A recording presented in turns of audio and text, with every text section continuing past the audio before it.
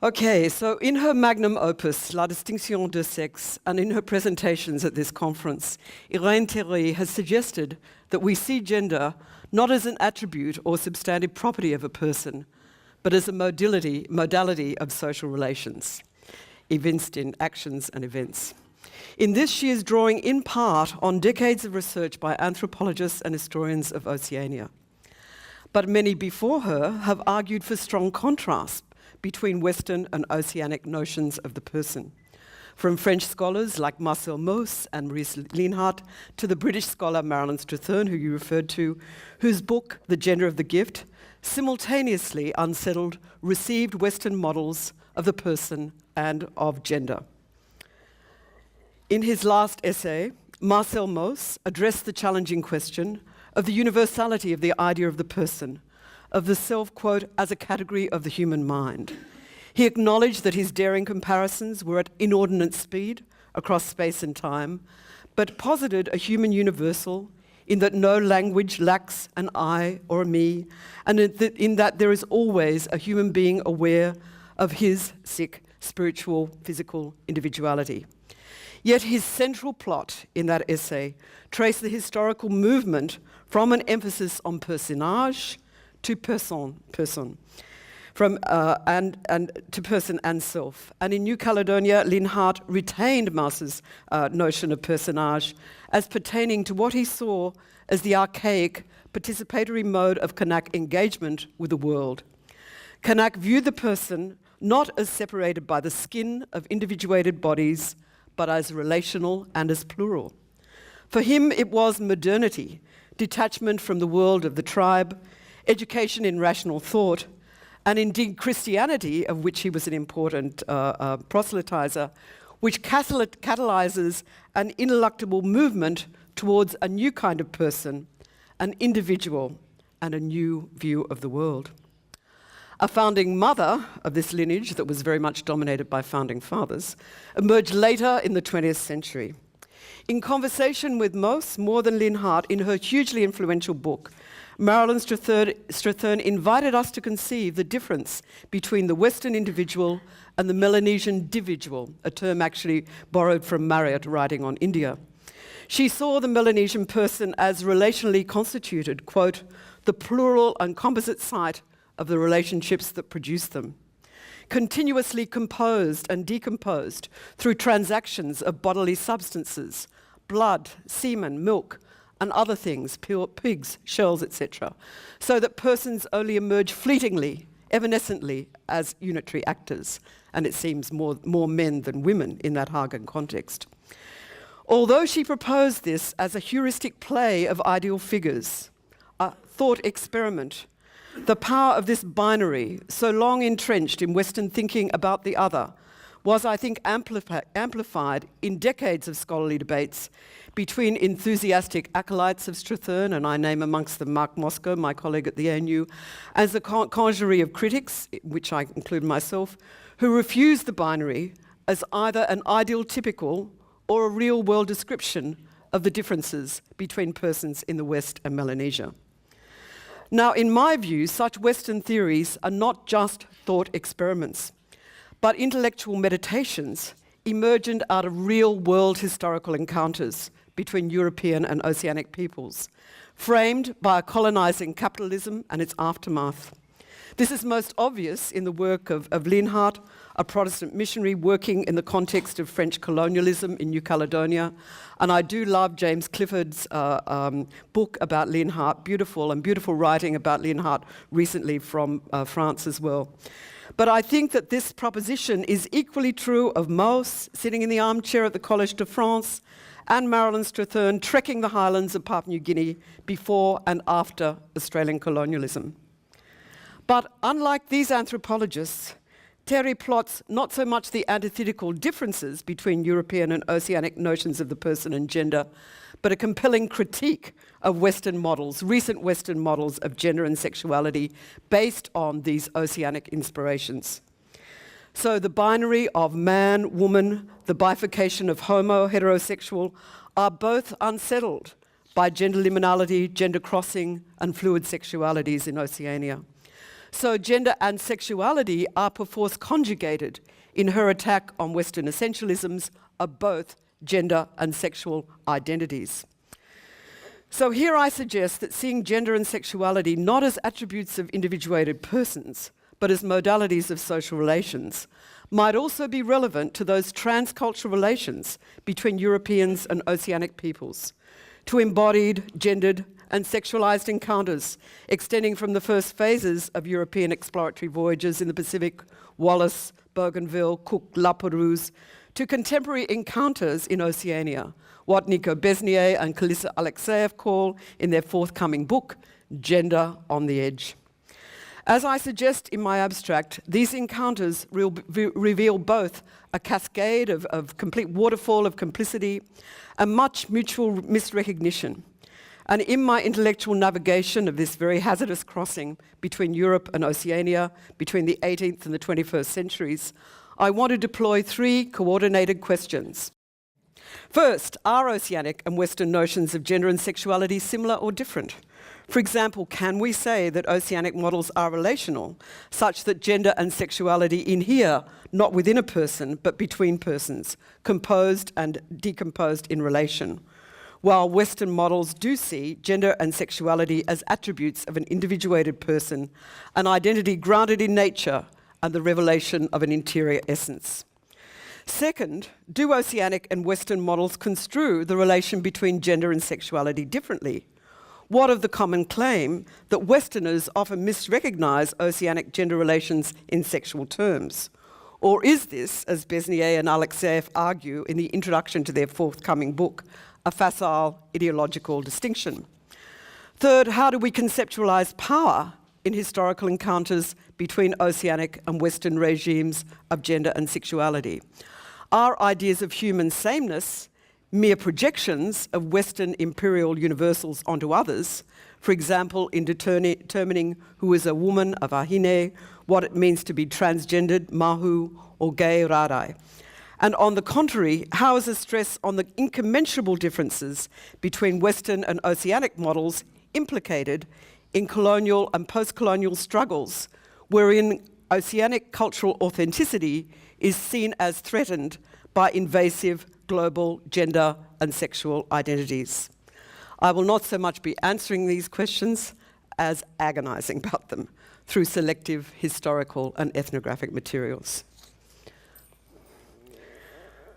I love this picture of Captain Cook. He's standing in Hyde Park with his telescope, but of course it looks rather phallic, especially with those women kind of sitting underneath.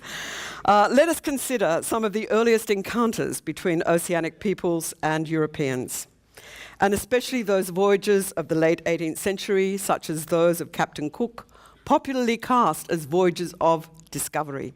I hate this word. Although palpably part of an Enlightenment quest for knowledge, of a novel secular search for the diversities of nature, these voyages were surely also pivotal in the often violent, sometimes faltering extension of European imperial power. Scientists, officers, and seamen on these voyages were alike fascinated by the diversity of island environments, the variety of flora and fauna, and the dazzling array of human nature.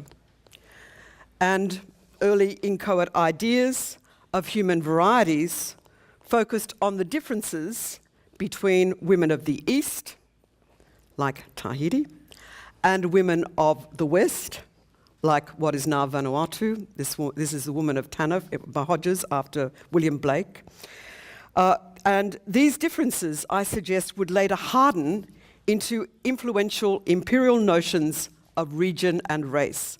So, for example, the contrast between Melanesia and Polynesia. Sexual encounters between European men and Polynesian women on these voyages have been obsessively debated, to the point, I think, of scholarly and popular exhaustion. And I'm looking at you, Serge. Here, at the risk of undue simplification, I discern a crucial difference between those scholars who emphasize similarities and those who emphasize differences in Oceanic and Western models of gender and sexuality. So, to take one example, Anne Salmond, in what is a wonderful magisterial book on Tahiti, Aphrodite's island, suggests that there was an amplifying rhapsody between the mythic imaginations which Europeans and Tahitians both brought to those first heterosexual liaisons between men and women. Quote, "From the time of Wallace and Bougainville, with the appearance of beautiful young women revealing their bodies to the strangers, Polynesian women became mythical figures associated with ideas of a golden age of innocent desire and sexual freedom. Through the haze of their own enchantments, European explorers of this period connected Polynesian women to the figure of Aphrodite or Venus. Moreover, Salmond observes, the myths of Aphrodite are reminiscent of Tahitian ancestral stories. So, according to the classical myths, the sky god Uranus and his wife Gaia, the earth, were locked for eons in a tight embrace, crushing their children. Their son, Kronos, lopped off his father's genitals with a sickle and threw them into the ocean, where they attracted white foam, from which the maiden Aphrodite was born and carried to Cythera. Similarly, Anne Salmond sees Tahitian perceptions of European gender and sexuality filtered through the mythic imagination of local gods. For example, the first Tahitian god, I hope I'm saying this correctly, Ta'aroa, is that okay? Existing in his cosmic loneliness in utter darkness, and how his descendants, Tu, Atea and Tane, and other gods were trapped in the darkness of earth and sky, which they tried to separate. Tane thrust earth and sky apart, uplifting the dome of the sky on star pillars and setting up 10 heavens in successive order.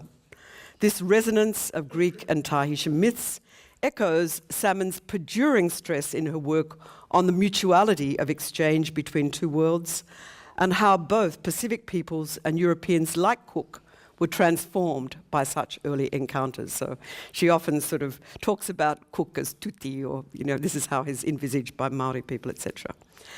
Now, despite the enormous mutual respect between Anne Salmond and Serge Yerkesov, Serge, I think, has rather stressed the mutual misrecognitions in such earlier sexual encounters.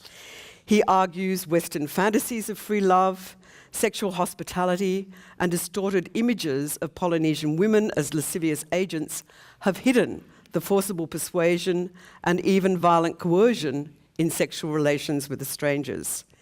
He suggests that many young girls were forcibly persuaded or even coerced by close male and female kin into sacred marriages with European men, which often entailed defloration.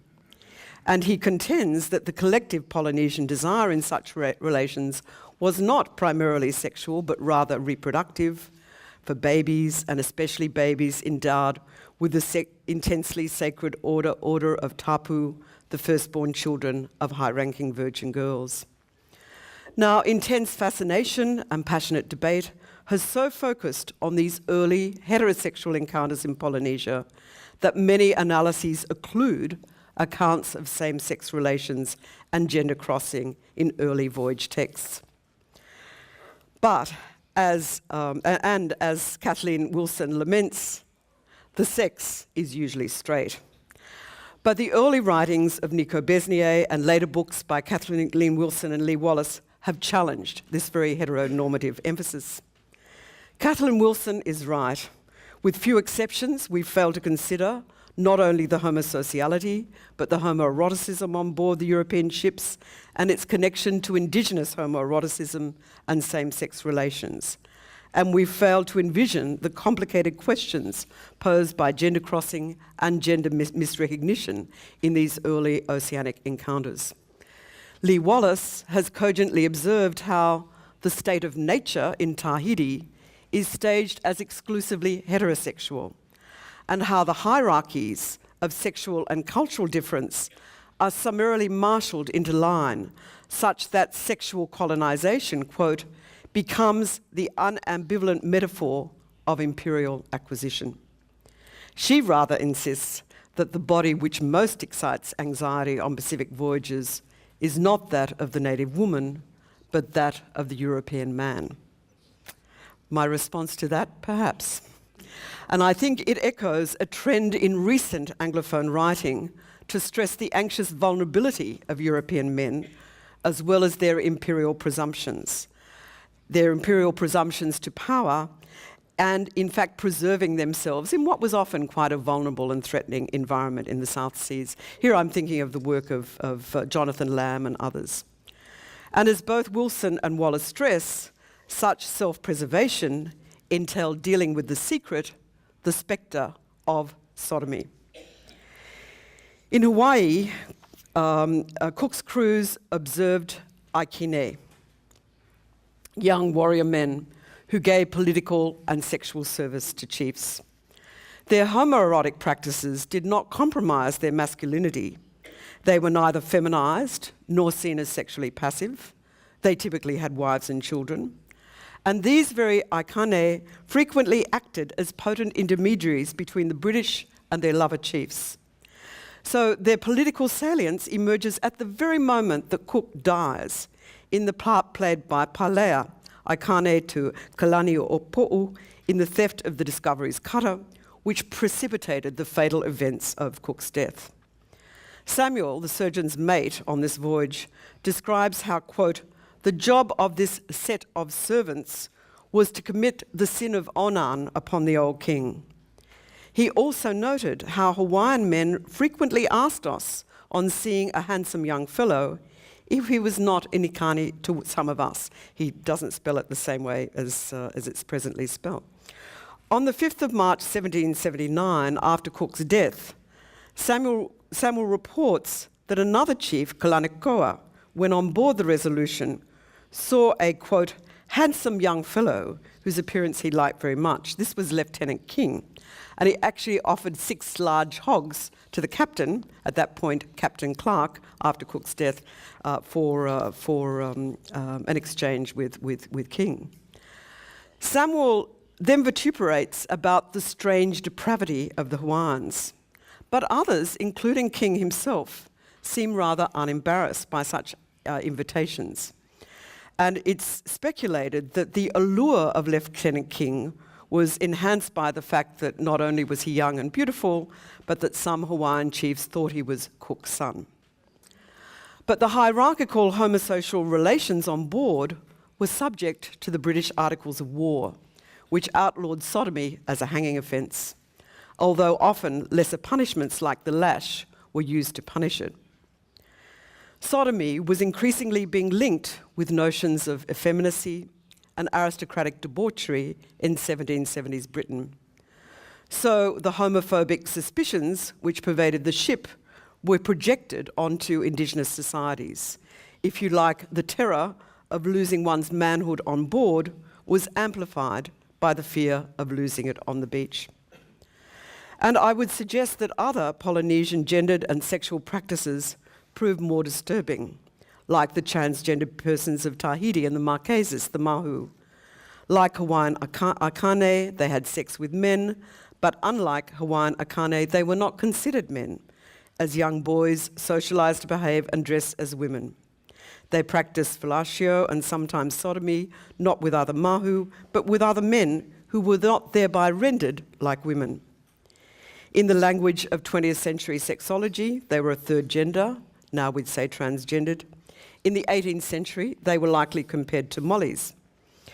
What is significant here, I think, is the tendency for early Western observers to use Indigenous words for relationships to label individuals as types on the basis of their gender and sexuality, akaine mahu. Yet despite the campaigns against transvestism and molly houses in the late 18th century of England, the men on Cook's ships did not condemn mahu. It remained to Captain Bligh 10 years later, after close manual examination of a Tahitian mahu, to denounce their, quote, beastly acts of gratification, and to the LMS, the London Missionary Society missionaries 20 years later, to condemn these acts as unnatural crimes. Okay, now I'm going to leap from the 18th to the 20th and probably the 21st century. And I want to suggest that the period between Cook's 3 voyages and the first movements of LMS missionaries to Oceania is an epoch when European models of gender and sexuality were radically transforming, with a new emphasis on the nature of the difference between men and women and the difference between natural heterosexual and unnatural homosexual practices. So I think this heteronormative order of European modernity emerged with new visions of the gendered and sexualized human body, grounded in nature and endowed with the novel values of the interiority and the individuation of the human subject. As Thomas Lecoeur and Ludmila Jordanova have suggested, if in different ways, this was an epoch when sex became more tenaciously connected to the nature of reproductive anatomies, increasingly seen as the difference between men and women.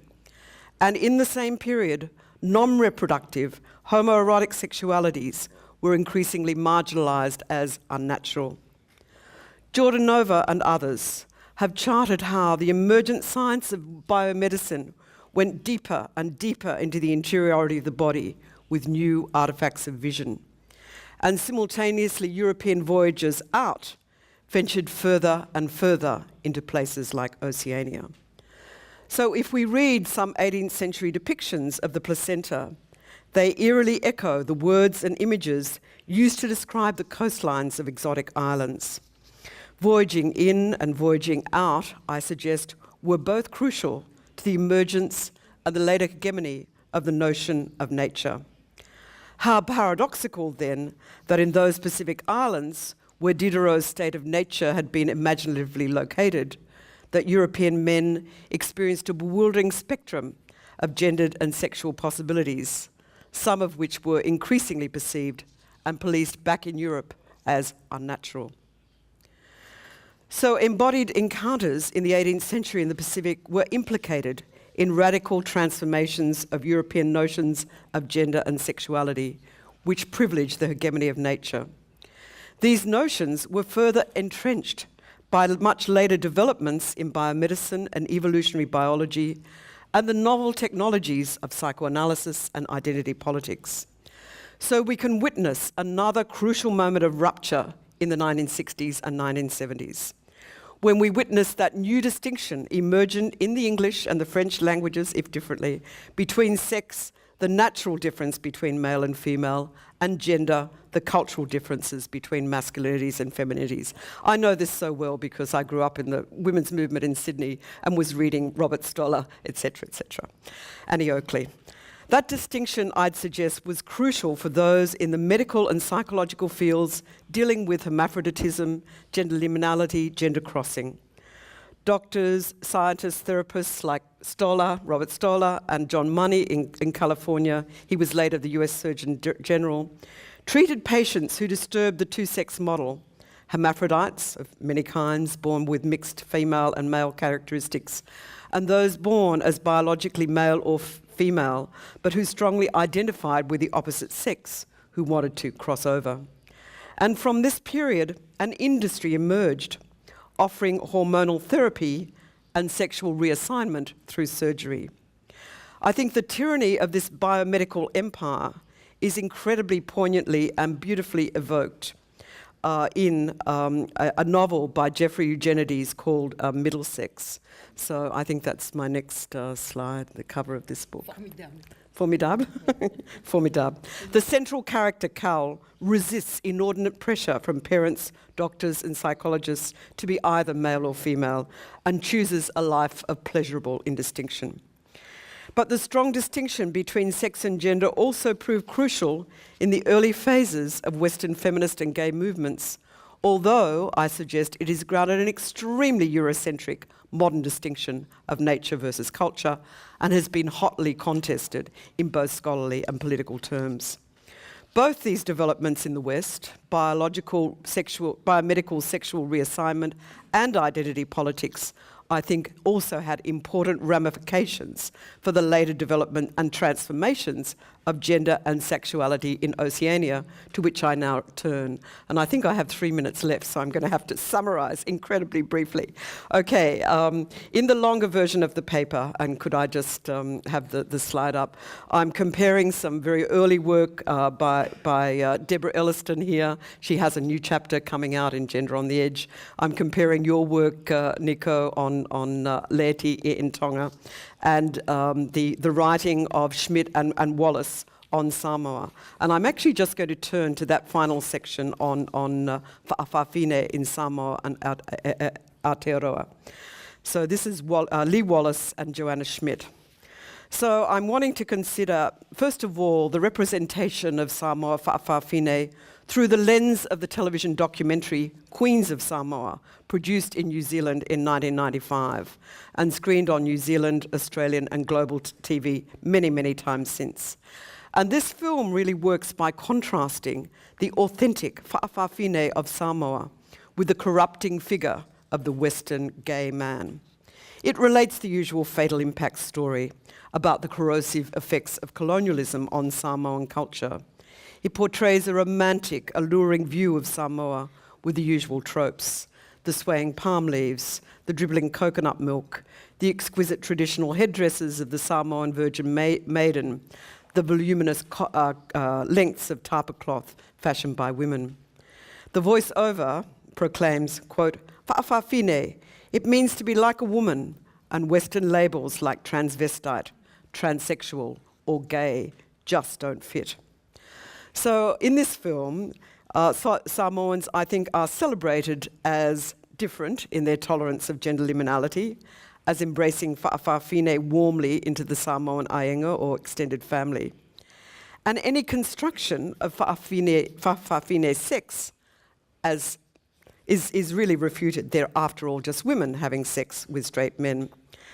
And I think that Lee Wallace is right, that compulsory heterosexuality is thus reinscribed in the narrative structure of this movie.